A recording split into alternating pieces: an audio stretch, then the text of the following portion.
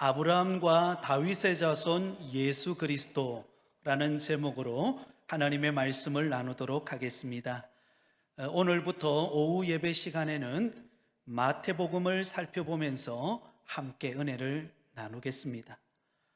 예수님의 생애를 다루고 있는 본문이 바로 사복음서입니다. 마태, 마가, 누가, 요한 복음. 그런데 이 사복음서는 각각 관점에 따라 다른 주제를 다루고 있습니다. 같은 내용이지만 그러나 관점에 따라 다르게 다루고 있습니다. 마태복음은 예수님을 유대인의 왕으로 소개하고 있습니다. 왜 그렇게 소개하고 있는가 하면 바로 1차 수신자가 유대인이기 때문에 그렇습니다. 마가복음은 고난받는 종으로 오신 예수님에 관하여 소개하고 있습니다. 1차 수신자는 로마인입니다. 그래서 마가복음의 주 핵심 구절을 아마 여러분 아실 것입니다. 인자가 온 것은 섬김을 받으려 함이 아니라 도리어 섬기려 하고 자기 목숨을 모든 사람의 대속물로 내어주려 함이라. 고난받는 종으로 오신 예수님에 관하여 말씀하고 있습니다. 누가복음은 저자가 누구죠? 바로 누가입니다. 누가는 의사이기 때문에 평소에 병든 사람, 힘없는 사람을 늘 가까이 합니다. 그래서 누가는 누가복음을 통하여 치료자 예수님을 소개하면서 인성을 강조합니다. 하나님과 인간 사이의 중보자로 오신 인성을 가지신 완전한 인간이신 예수 그리스도를 소개합니다. 1차 수신자는 헬라인입니다. 그리고 마지막 요한복음은 하나님의 아들이신 예수님, 다시 말하면 예수님의 신성을 주목하고 있습니다. 1차 수신자는 온 세상 사람들을 대상으로 하고 있습니다. 자, 그렇다면 이 사복음서 중에 왜 마태복음이 가장 먼저 소개되고 있을까요? 실제로 학자들에 따르면 마가복음이 가장 먼저 기록되었습니다. 마가복음이 기록될 때가 AD 63년에서 67년경입니다. 마태복음이. 그리고 마가복음이 기록될 때가 55년에서 약 한 60년경. 그러니까 마태복음보다도 마가복음이 훨씬 더 먼저 기록되어 있습니다. 그럼에도 불구하고 가장 먼저 마태복음을 기록해 놓은 이유가 무엇인가? 바로 오늘 본문 1절 본문 때문에 그렇습니다. 자, 우리 다 함께 1절을 같이 읽겠습니다. 시작. 아브라함과 다윗의 자손 예수 그리스도의 계보라.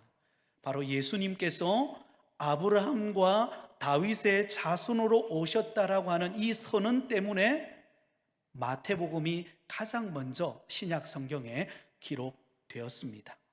여러분, 이것은 바로 예수님이 어떻게 이 땅에 오시게 되었는가 기원에 관한 말씀입니다. 자, 그러면서 2절 이하를 보면 여러분 낳고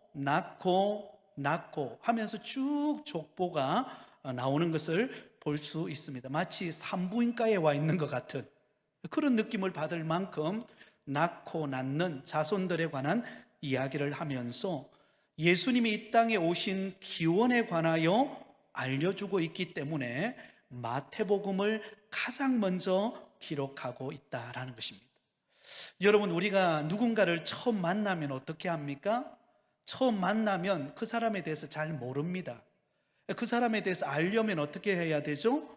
그 사람의 고향이 어디인지, 그 사람의 가족은 몇 명인지, 그리고 그는 어떤 가정 환경에서 자랐는지, 여러분 이것을 깊이 알고 대화하는 가운데 상대방에 대해서 우리가 알 수가 있듯이 예수님이 이 땅에 오신 기원에 관한 이야기를 다루면서 바로 예수님의 성경적인 기원을 이 마태복음 1장에서 기록해 놓고 있다는 것입니다.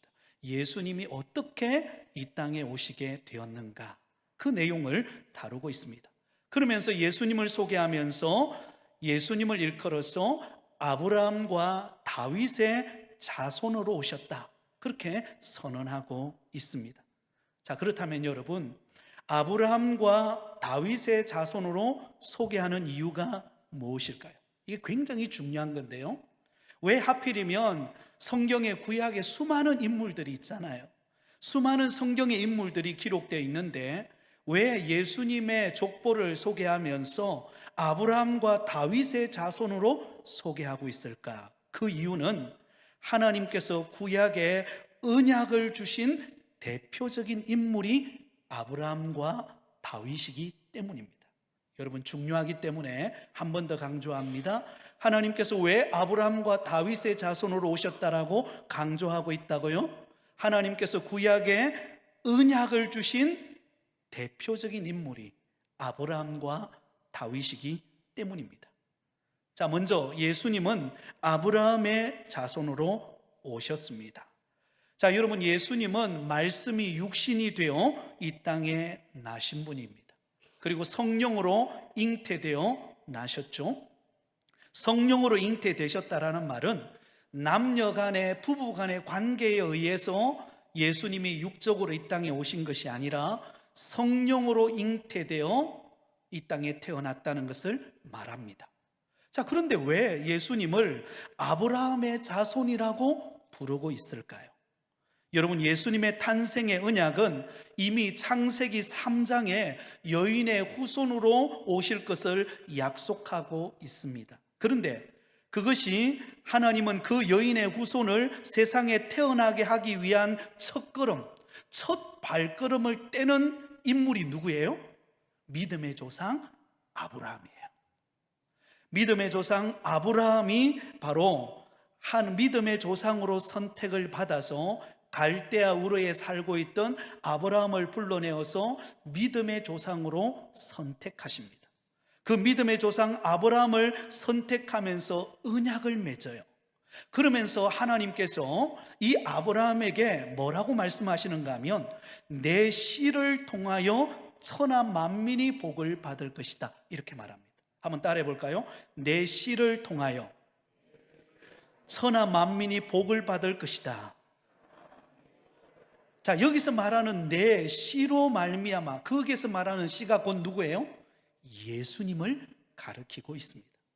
믿음의 조상 아브라함의 씨를 통하여 장차 이 땅에 인류를 구원하실 메시아로 오시는 분이 바로 예수님이세요. 그 예수님으로 인하여 천하 만민이 복을 받고 구원의 은혜를 입는 놀라운 역사가 나타나게 되었다라는 것입니다. 그러므로 믿음의 조상 아브라함의 씨로 말미암아 인류를 구원하시기 위하여 이 땅에 오신 분이 바로 예수님이시라는 것을 말해주고 있습니다. 자, 또한 예수님은 다윗의 자손으로 오셨습니다. 자, 성경은 왜 예수님을 아브라함의 자손으로만 말하지 않고 다윗을 또한 언급하고 있을까요? 다윗을 등장시켜서 아브라함과 다윗의 자손이라고 말씀하고 있는 이유가 무엇입니까? 성경은 다윗과 연결을 시킵니다. 그래서 우리가 다윗이 기록한 시편이라든지 또 다윗의 생애를 다루고 있는 사무엘 상하, 또 열왕기 상하, 이 내용들을 보면 그 안에 예수님에 관한 이야기들이 많이 담겨져 있습니다. 자, 예수님과 다윗을 연결시키는 이유는 무엇입니까? 예수님의 영원한 왕권이 바로 다윗의 왕권을 계승하고 있음을 나타내기 때문입니다. 중요하기 때문에 한 번 더 강조합니다. 여러분, 다윗은 이스라엘의 두 번째 왕이죠. 왕권을 가지고 나라를 다스리고 있습니다. 그 다윗의 왕권을 계승하러 영원한 왕권을 가지고 이 땅에 오신 분이 누구시라고요? 예수님이시라는 것입니다. 그러면 여러분, 장차 오실 메시아 예수 그리스도께서는 평강의 왕으로 이 땅에 오시는데 다윗의 위에 앉아 이 나라를 굳세게 하실 분이 우리 예수님이십니다.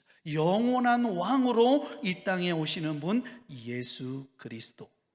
그러므로 예수 그리스도는 아브라함과 다윗의 자손으로 이 땅에 오셨다라는 것인데요, 그것은 믿음의 조상인 아브라함에게 언약의 씨를 통하여 오신 분과 동시에 영원한 왕권을 가지고 다윗의 왕권을 계승하시는 분으로 이 땅에 오시는 분이 예수님이십니다. 그러므로 우리는 아브라함처럼 그 예수님을 바로 믿음의 주로 모시는 자가 되어야 합니다.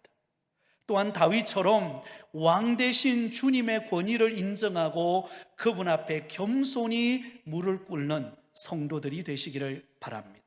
여러분, 예수 그리스도가 우리 인생의 주인이십니다. 예수 그리스도가 우리의 인생의 왕이십니다. 그러면 여러분, 우리 인생의 주인이시고 왕 대신 예수 그리스도께서 머무러야 할 우리의 보좌에 주님이 아닌 다른 것이 우리의 주인이 된다면, 다른 것이 우리의 인생을 좌우하는 왕이 된다면, 그것은요, 제대로 된 신앙생활을 하지 못하는 것입니다.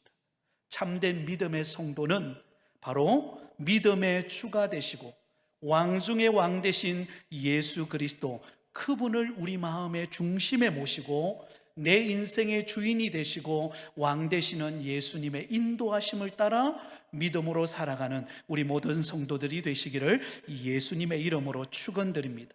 한번 따라하겠습니다. 예수 그리스도만이 우리의 전부이십니다. 여러분, 정말 예수님을 믿는 성도들의 날마다의 고백이 무엇이어야 합니까? 예수님이 내 삶의 전부입니다. 왜냐하면 믿음의 주가 되시고 내 삶의 왕이 되시기 때문입니다. 자, 이어서 2절부터 구체적으로 이제 예수님의 족보가 언급되어집니다. 근데 그 가운데 우리의 시선을 머물게 하는 이례적으로 5명의 여인의 이름이 등장하는 것을 찾아볼 수가 있습니다. 자, 여러분, 이 5명의 여인 중에서 4명의 여인은 그 시대에 사회적으로나 도덕적으로나 굉장히 비천한 여인들이었습니다. 그럼에도 불구하고 예수님의 영광스러운 족보 속에 이 여인들이 기록되어져 있다라는 것입니다. 여러분, 우리가 인간적으로 생각해 보면은요, 이왕이면 우리 가문에 족보가 쫙 있는데요, 그 족보에 흠 있는 사람이 들어오기를 바랍니까? 아니면 이왕이면 좀 흠이 없고 또 업적도 많이 남기고 또 나름대로 사회적인 성과도 많이 거둔 그런 사람이 들어오면 더 좋겠어요? 아니면 흠이 많은 사람이 들어오면 좋겠어요? 물어보나 마나죠, 그렇죠? 그럼에도 불구하고 오늘 본문에 예수님의 족보를 보면은요, 그러지가 않다는 거예요. 자, 우리가 한번 찾아볼까요? 첫 번째 여인이 누가 나옵니까? 다말이라는 여인이 나옵니다. 우리 다 함께 3절을 같이 읽습니다. 3절입니다. 시작. 유다는 다말에게서 베레스와 세라를 낳고, 거기까지 보겠습니다. 자, 여러분, 다말은 누구죠? 바로 야곱의 4번째 아들이었던 유다의 며느리였습니다. 여러분, 유다에게는 3명의 아들이 있었습니다. 엘과 오난과 셀라라고 하는 3명의 아들이 있었어요. 그 3명의 아들 가운데 첫째 아들, 바로 이 엘의 아내가 누구인가? 다말이었어요. 그런데 이 엘이라고 하는 그 다말의 남편 엘이 하나님 앞에서 경건한 삶을 살지 못함으로 하나님이 그 생명을 거두어 가버렸습니다. 그러니 여러분, 다말은 하루아침에 어때요? 과부가 된 거예요. 그래서 이스라엘에는 그 제일 큰 형이 죽게 되면 바로 그 형수가 그 다음 차남과 결혼을 해서 아이를 가지는 그런 제도가 있습니다. 그런데 여러분, 이 유다의 둘째 아들이었던 오난이 자기 씨가 되는 게 아니라 형의 씨가 되잖아요. 그래서 그게 마음에 안 든 거예요. 그래서 하나님 앞에 또한 악을 행하게 됩니다. 그래서 하나님이 그 오난의 생명도 거두어 가버려요. 이제 누구만 남습니까? 셀라만 남습니다. 그런데 셀라는 아직 나이가 어렸어요. 그래서 이 유다가 두려운 거예요. 혹시 이러다가 막내 이 셀라까지 목숨을 잃어버리는 것이 아닌가라고 하는 두려움 때문에 인간적인 생각으로 어떻게 합니까? 다말을 자기 친정으로 돌려보내버립니다. 친정으로 돌려보내고 이 셀라가 성장할 때까지 기다려라, 그렇게 하고는 친정으로 돌려보내놓고는 셀라가 성장했음에도 불구하고 데려오지를 않아요. 그래서 여러분, 어떤 일이 벌어집니까? 다말이 매춘부로 분장을 합니다. 그리고는 시아버지 유다를 유인해서 동침하여 아들을 낳습니다. 그 아들이 누구인가? 바로 베레스와 세라예요. 어떤 면은 참 인간적으로 보면은 여러분, 시아버지와의 동침을 통하여서 자녀를 낳는다, 참 어떤 면은 참 이게 있을 수 없는 일이죠, 그죠? 예. 그러나 여러분, 지금 이 상황은 어떤 상황입니까? 하나님은 유다의 후손을 통하여 장차 누가 이 땅에 태어나야만 합니까? 예수 그리스도께서 이 땅에 태어나야 하는데, 지금 유다 이 며느리인 다말로부터 그 대가 끊어질 상황이에요. 그래서 이 다말은 그 유다의 가문의 대를 잇기 위하여서 취한 행동이 바로 그 시아버지 유다와의 동침을 통하여 두 아들을 낳는 것이었습니다. 여러분, 어떤 면으로 보면 이것은 인간적으로 보면 칭찬받을 만한 일은 아닙니다. 그러나 여러분, 믿음의 측면에서 볼 때는 어때요? 대가 끊어질 유다 가문 속에 바로 메시아의 혈통을 이어가게 하는 여인이 누구인가? 다말이에요. 그래서 그 점을 높이 사서 바로 오늘 예수님의 족보 속에 들어와 있다라는 것입니다.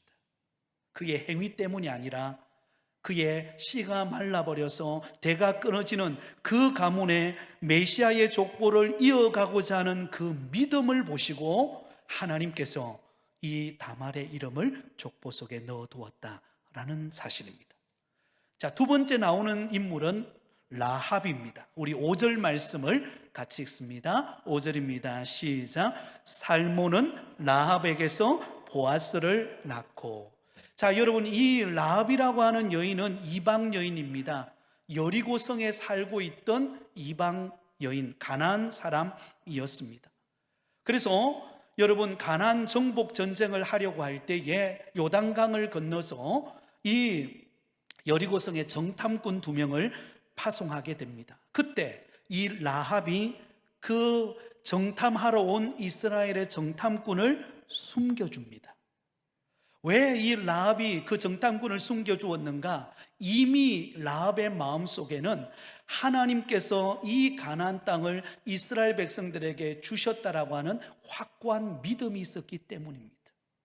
그동안 광야 40년을 지나오고, 그리고 요단 동편 땅에 있는 적들을 물리치고, 그리고 요단강을 건넌 이스라엘 백성들을 보면서 하나님께서 이 가나안 땅도 이스라엘 백성들에게 주시겠구나 라고 하는 믿음이 있었어요. 근데 여러분, 이 라합의 직업이 무엇이죠? 기생이었어요. 사실 입에 담기도 참 부끄러운 그런 직업이었습니다. 그럼에도 불구하고 이 라합은 그 정탐꾼을 숨겨주면서 하나님께서 이 가나안 땅을 하나님께서 이스라엘 백성들에게 주셨다라고 하는 확고한 믿음을 가지고 있었기에 그 믿음을 높이 산 것입니다. 그리고는 이 여리고성을 멸망시킬 때 우리 가족을 구원해 달라, 그렇게 요청하죠. 그래서 여러분, 그 한 증거가 무엇입니까? 라합의 집 그 창문에다가 붉은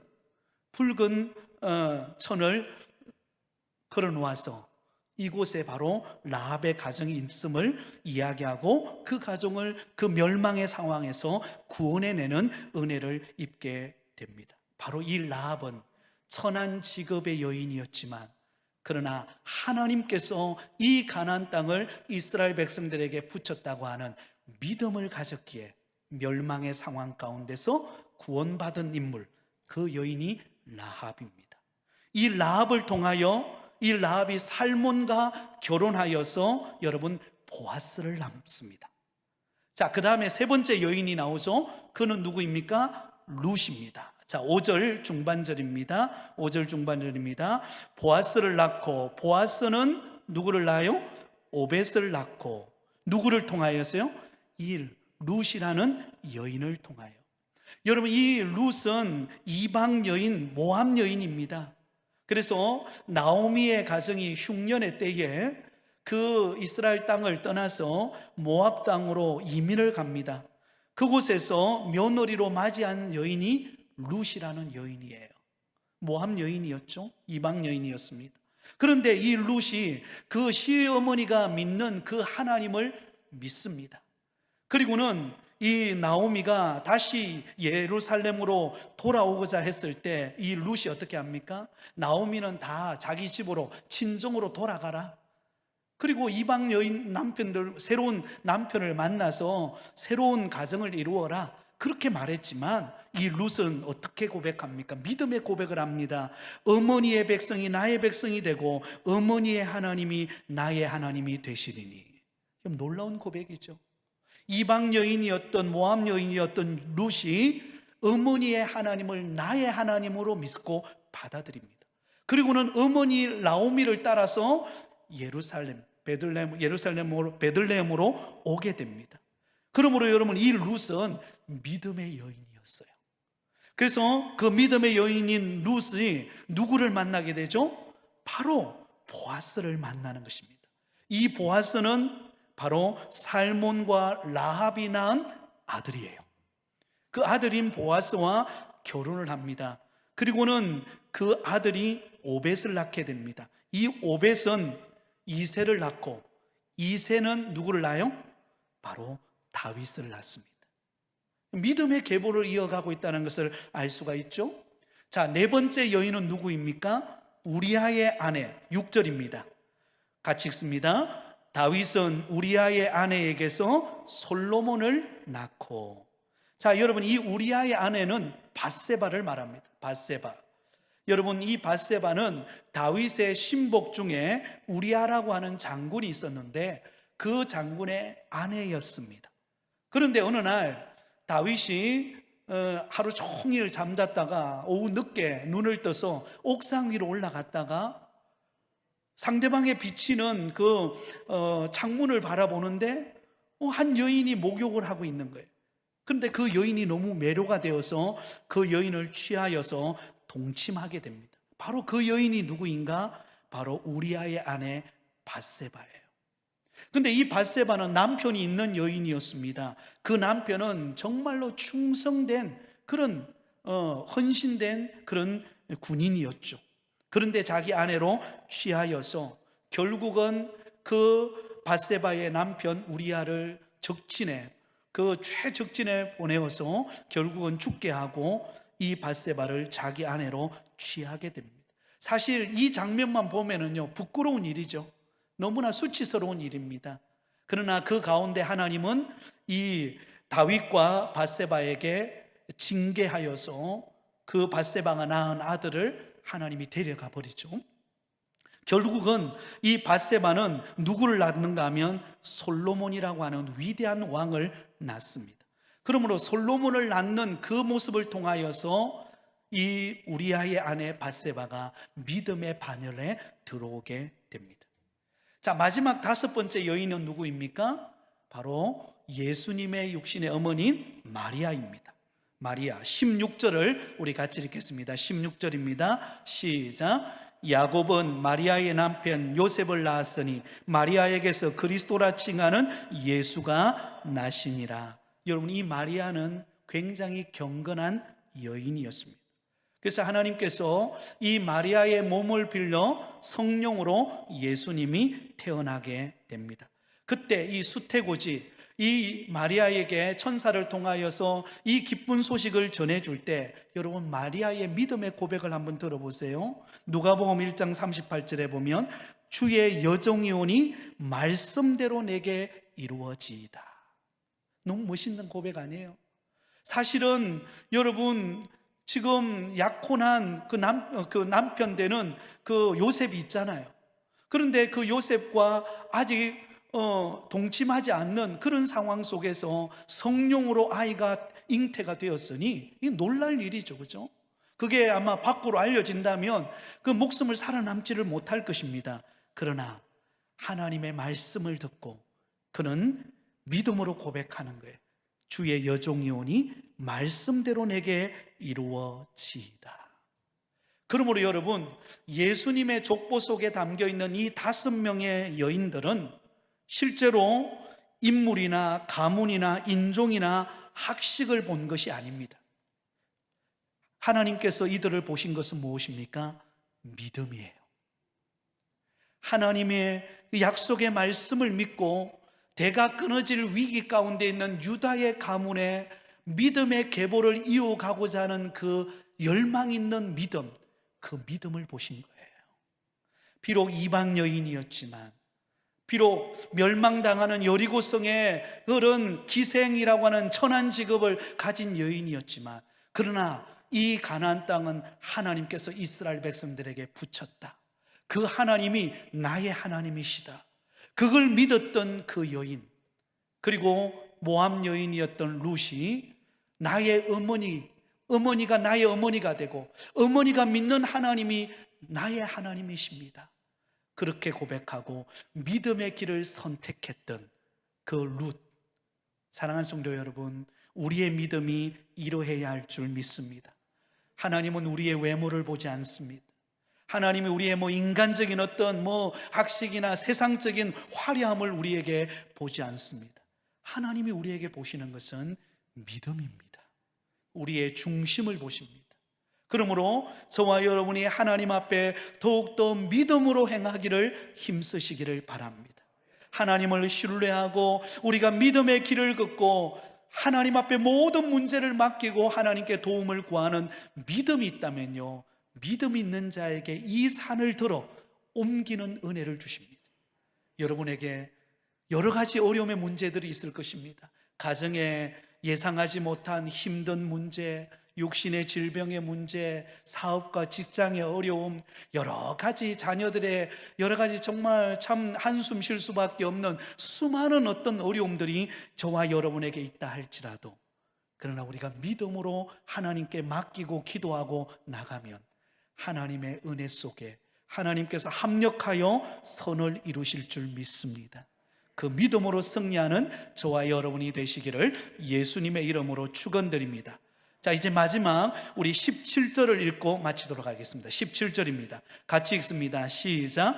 그런즉 모든 대수가 아브라함부터 다윗까지 14대요 다윗부터 바벨론으로 이거할 때까지 14대요 바벨론으로 이거한 후부터 그리스도까지 14대더라.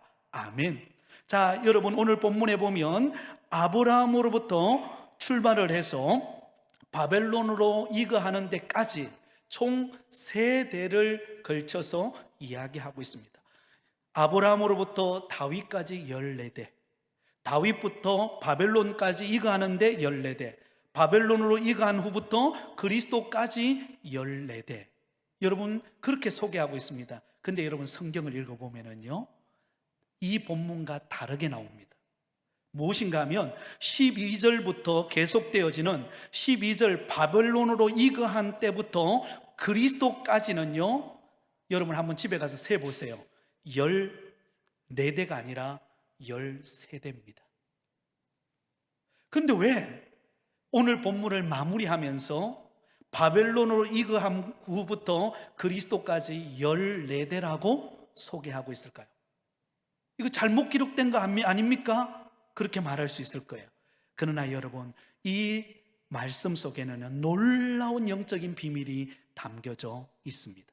실제로 바벨론 이거로부터 그리스도까지는 13대입니다. 그런데 여러분, 하나님께서 바로 한 세대를 비워놓았어요. 한 세대를 비워놨습니다. 그 한 세대 속에는 누가 들어갈까요? 육신의 혈통에 의한 것이 아니라 아브라함처럼 믿음으로 살아가는 오늘 이 시대의 저와 여러분이 바로 이 마지막 14대 속에 저와 여러분이 포함된다는 거예요. 그것을 강조하기 위하여 오늘 본문 마지막 절에 바로 바벨론으로 이거한 후부터 그리스도까지 14대라 그렇게 설명하고 있습니다. 사랑하는 여러분, 그러므로 저와 여러분은 아브라함과 다윗의 계보 속에 저와 여러분도 들어가 있는 줄 믿습니다. 그것은 우리의 잘남이 아니에요. 그것은 예수 그리스도를 믿는 믿음 때문에 들어있는 것입니다. 그러므로 우리의 남은 생애를 정말로 아름다운 신앙의 계보가 이렇게 아름답게 이어왔듯이 저와 여러분을 통하여 우리 다음 세대 계보를 이어가는 저와 여러분이 주역이 되기를 바랍니다. 믿음을 통하여 주님이 보실 때에 아름다운 신앙의 유산을 남겨가는, 오늘 우리가 오전 예배 때 우리 주일학교 다음 세대 아이들과 함께 예배드리면서 우리는 그런 꿈을 꾸었습니다. 하나님, 우리 교회에 이 다음 세대들이 일어나서 우리가 주님 부르시는 그날에 하나님 앞에 섰을 때에 우리 다음 세대 아이들이 우리처럼 일어나서 또 다음 세대를 세워가고 하나님의 나라를 펼쳐가고 아브라함과 다윗의 계보 속에 또 다른 마지막 14대대를 세워가는 그런 주역이 되도록 우리는 기도해야 할 것입니다. 우리는 이 일을 위하여 우리의 믿음을 보여주어야 할 때입니다. 그러므로 저와 여러분의 신앙의 모습이 날마다 주님 안에서 성장하고 또한 우리 다음 세대를 키워가는 일을 위하여 힘쓰므로 하나님이 기뻐하는 믿음의 세대가 다 되시기를 예수님의 이름으로 축원드립니다.